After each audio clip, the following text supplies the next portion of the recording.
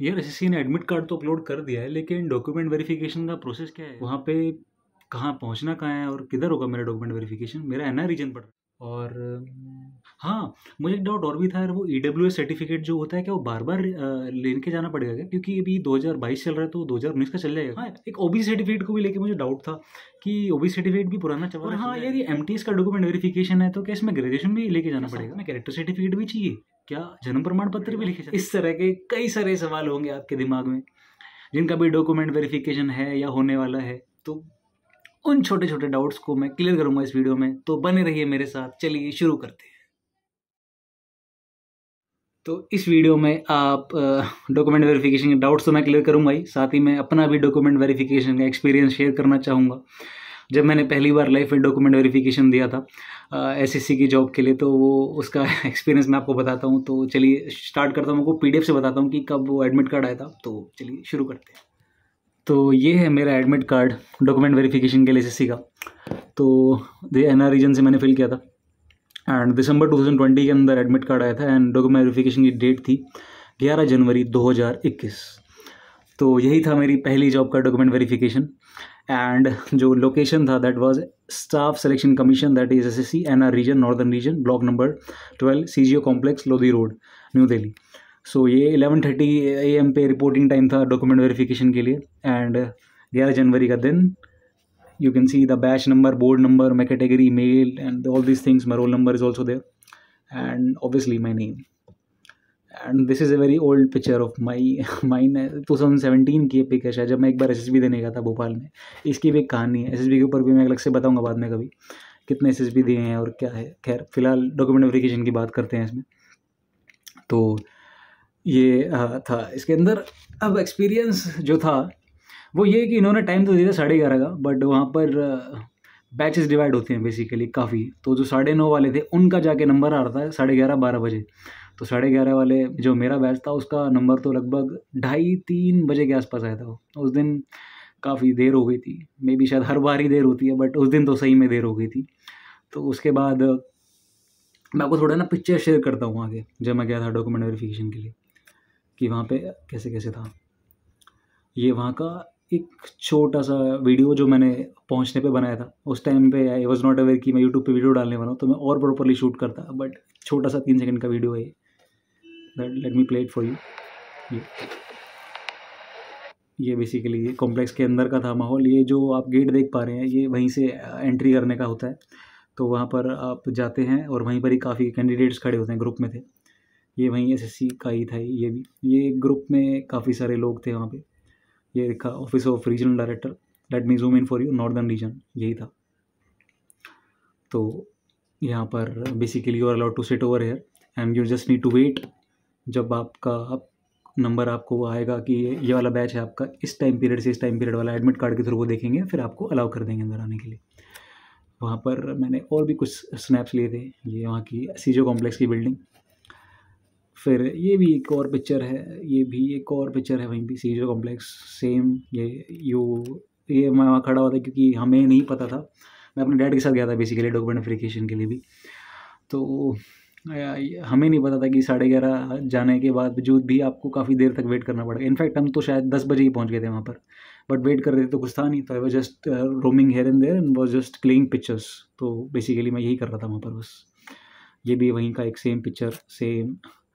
ये थोड़ा उसके फ्रंट साइड में था। यहाँ पे कई सारे ऑफिसेज हैं basically, this is a office complex if you see. तो ये ऐसे ही है। ये भी वही है। हाँ, तो अब कहानी शुरू करते हैं। अंदर घुसने के बाद क्या हुआ था basically, you enter in their. फिर उसके बाद एक बेसिकली 2-3 फेज़ में डिवाइड रहता है वो। एक जगह पे आप जाके बैठ जाएंगे।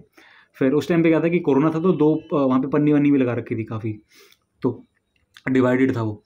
तो पहले आपको स्टेप 1 के अंदर आप वहाँ जाके बैठेंगे, आपको कई सारे फॉर्म 2-3 फॉर्म दे देंगे फिल करने के लिए। अभी पिक्चर नहीं है बस फॉर्म का, वहाँ पे फ़ोन भी अलाउड नहीं था बेसिकली निकालने के लिए, तो वो पिक्चर भी है नहीं मेरे पास क्या क्या फॉर्म था। तो डिटेल फिल करने का था, इस बार वो फिल कर दिया। फिर वहाँ पे कुछ आपको थंब इम्प्रेशन एंड सिग्नेचर वगैरह करने होते हैं। ये सारी फॉर्मेलिटीज़ कर लेंगे। आपका एक सेट आप तैयार कर लेंगे अपने पास, वो आपको बोल देते हैं कि ये नंबर है आपका और ये पूरा सेट अपने पास तैयार करके रख लो। आप तैयार कर रख लेंगे, फिर आप वेट करेंगे। आप वेट करते रहेंगे, काफ़ी देर हो जाएगी। आप फ़ोन भी नहीं चेक कर सकते हैं, कुछ नहीं कर सकते हैं, आप बैठे रहेंगे खाली। कुछ देर बाद आपके आगे वाला बच्चा धीरे धीरे बढ़ेगा, सीट में आपको एक कतार में बैठा दिया जाएगा, फिर आपके नेक्स्ट वाला जाएगा, फिर जब फाइनली जब आपका नंबर आएगा आपको डीवी के लिए बुलाया जाएगा। वो बारी बारी आपसे सारे डॉक्यूमेंट्स मांग लेगा वहाँ पर। तो मुझसे जो डॉक्यूमेंट मांगे थे वही जब नोटिफिकेशन आउट होता है बेसिकली सेम डॉक्यूमेंट मांगते हैं जो इस बार का भी अगर आप एसएससी का नोटिफिकेशन निकालेंगे उसके अंदर दे रखा होगा कि ये आपको बाद में होना चाहिए। जैसे कि एक आईडी, 2 आईडी कोई भी, आधार कार्ड हो गया या दूसरा आपका DL ड्राइविंग लाइसेंस हो गया और कुछ भी, 10th का सर्टिफिकेट हो गया आपकी डेट ऑफ बर्थ मैच करने के लिए, और साथ ही 10th का सर्टिफिकेट, तो ये मिनिमम क्वालिफिकेशन भी है तो वो ज़रूरी था बहुत। और साथ ही आप 12वीं का भी दे सकते हैं, वो आपकी मर्ज़ी होती है। फिर आप कॉलेज का भी मतलब दे सकते हैं अगर आप ग्रेजुएट हैं तो। देन योर कैटेगरी सर्टिफिकेट, ये सारे सर्टिफिकेट आपको वहाँ पर देने पड़ते हैं वहाँ पे जाते हैं तब। एंड फिर जब मैं वहाँ जा रहा था तो रास्ते में मैंने I just turn on the camera, क्योंकि ऊपर अलाउड नहीं था, तो मैंने देखा वहाँ पे प्रॉपर एकदम जो सरकारी दफ्तर होता है ना यार, वो हाल होता है वहाँ पे, मतलब बहुत बुरे वाला। ये जैसे कि एक फ़ोटो वाली मशीन था, ये कुछ एक फ्लोर था, वो डॉक्टर DV जो था 3rd फ्लोर पे था, ये कुछ 2nd फ्लोर की पिक्चर्स है, वो अबंडेंट था काइंड ऑफ 2nd फ्लोर, वहाँ पे सिर्फ फाइल्स पड़ी थी। तो वहाँ से आई क्लिक सम पिक्चर्स, तो ये हैं जो मैं आपके सामने शेयर कर रहा हूँ। तो वहाँ पे कट्टे के कट्टे भरे रहते हैं डॉक्यूमेंट्स के, तो मे बी जो आप फोटो कॉपी जमा करते हैं एक बार चेक होने के बाद वो ऐसे ही कट्टों में पड़े रहते हैं, ये कई साल भर तक।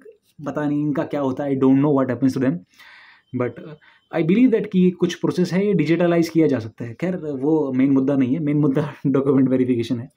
तो ऐसे ही ये पड़ा हुआ था वहाँ पर, ये सब ये फिर से वही अबंडेंट थिंग्स हैं जो एक प्रॉपर सरकारी दफ्तर होता है, वो ये वहीं की एक वीडियो है। ये ऑल्दो इसमें जाना अलाउड नहीं था, but still I went in their and shoot a video. तो ये था बेसिकली वहाँ का सीन। तो ये ऐसे करके था ये। Then I just went outside, क्योंकि DV होने के बाद आई वाज फीलिंग रिलैक्स कि भाई DV अब कंडक्ट हो चुका है। तो ये था छोटा सा DV का जो मेरा एक्सपीरियंस। अब मैं डाउट्स के ऊपर आता हूँ। अब जो वीडियो के स्टार्टिंग में आपके कुछ डाउट्स थे, जैसे कि आप MTS के DV के लिए जा रहे हैं तो बेसिक चीज़ें तो होना आपके पास बहुत ज़रूरी है। ID, that is your Aadhaar card, and may be your DL, and anything else would work, जो उसके अंदर प्रॉपर गिवन रहती है कि ये IDs आपके लिए काम कर जाएंगी। उसके बाद 10th का सर्टिफिकेट, दैट इज़ वो आपके DU भी मैच करने के लिए भी काम आएगा, और साथ ही वो मिनिमम क्वालिफिकेशन भी है। आप 12वीं का सर्टिफिकेट भी लेके जा सकते हैं, passing as well as your marksheet, तो वो दोनों भी हो गया आपका। And then you can also take your graduation certificate with you, although उससे कोई फ़र्क नहीं पड़ने वाला है, बट फिर भी आप लेके जा सकते हैं, वो अपने साथ ले जाइए और दिखाइए, क्योंकि यार आपने ग्रेजुएशन करी तो बिल्कुल दिखाइए आप। मैंने भी दिखाए थे, आप भी दिखाइए बिल्कुल। And then now coming to your category certificate, that is कि अगर आप UR हैं तो कोई दिक्कत ही नहीं है, नॉर्मल आपने खाली DV के लिए जाना है और आपका हो जाएगा। बट अगर आप ST हैं तो उसमें भी ऐसा कुछ इशू है नहीं, क्योंकि ST और SC के सर्टिफिकेट में ऐसा कुछ सेंट्रल का और स्टेट का इशू नहीं होता इतना। उसमें क्या रहता है, सिंपल एक बार एक सर्टिफिकेट बनेगा और वो एक ही बनता है, और वही आपके लाइफ टाइम के लिए वैलिड रहता है। एक बार सर्टिफिकेट बनेगा और उसमें कोई इशू नहीं रहता कि भाई बार बार रिन्यू कराओ वो कराओ। रिन्यू पे आते हैं, रिन्यू के झंझट पड़ते हैं 2 सर्टिफिकेट्स के अंदर, एक OBC and your second is EWS।